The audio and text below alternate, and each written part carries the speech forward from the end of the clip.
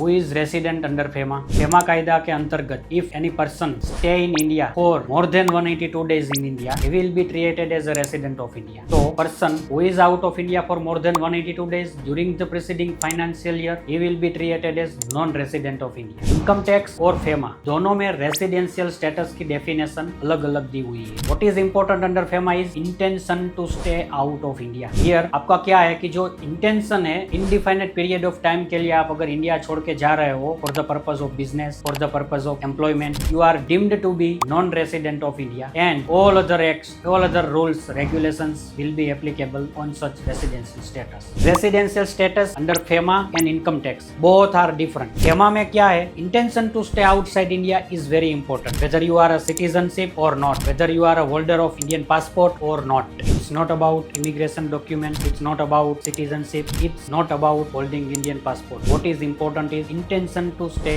out of India. Student है, abroad जा रहे हैं पढ़ाई के लिए and intention to stay abroad for undefined period of time. RBI ने बता दिया है student will be treated as non-resident of India. In case में क्या होगा? He will be entitled all the benefits as available to non-resident of India from the date of departure.